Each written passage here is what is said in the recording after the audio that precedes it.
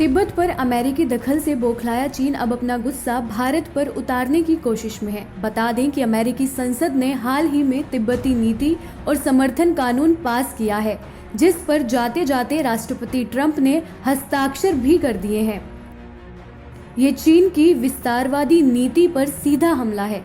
इसके बाद से चीन भारत से भी डरा हुआ है, जो पहले से ही तिब्बत के पक्ष में बोलता आया है।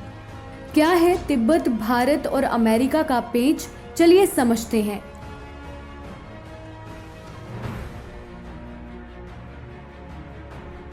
इसके लिए पहले हमें समझना होगा कि तिब्बत की निर्वासित सरकार और संसद, जिसे आमतौर पर केंद्रीय तिब्बती प्रशासन कहते हैं, भारत से ही अपना काम कर रही है।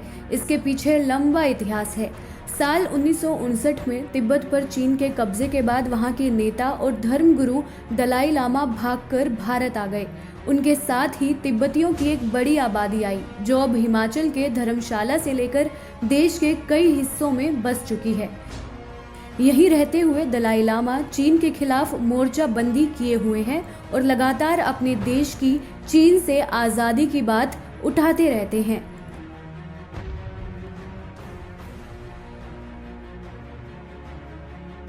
अब तिब्बती नीति और समर्थन कानून पास कर दिया गया है। इससे तिब्बतियों को अपना धार्मिक नेता यानी कि अगला दलाई लामा चुनने के अधिकार के रास्ते साफ हो गए हैं।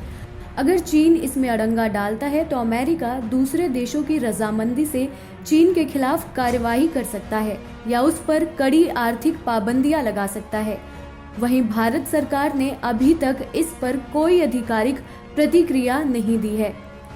दलाई लामा को शरण देने के कारण चीन भारत से तब से ही चिढ़ा हुआ है।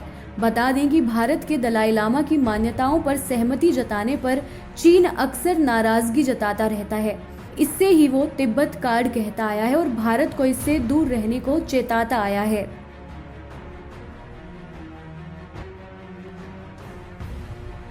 यहाँ तक कि अब वो भारत को वाजपेयी काल में हुआ समझौता भी याद दिला रहा है, ताकि भारत अमेरिका को तिब्बत मामले में सपोर्ट ना करे। दरअसल साल 2003 में तत्कालीन पीएम अटल बिहारी वाजपेयी सरकार ने तिब्बत को चीन का हिस्सा माना और चीन ने सिक्किम को भारत का हिस्सा मान लिया। ये एक तरह से करार था कि दोनों देश आपसी मामले में दखल ना दें। तब चीन के राष्ट्रपति जियांग जेमिन हुआ करते थे। इसके साथ ही भारत उत्तरी सीमा को आधिकारिक तौर पर भारत तिब्बत सीमा कहने की बजाय भारत चीन सीमा कहने लगा। ये एक तरह से चीन के तिब्बत पर अधिकार को मान्यता थी। चीन को हमेशा ये डर रहा कि तिब्बत में सबसे अहम माने जाने वाले दलाई लामा और भारत मिलकर चीन में अस्थिरता ला सकते हैं।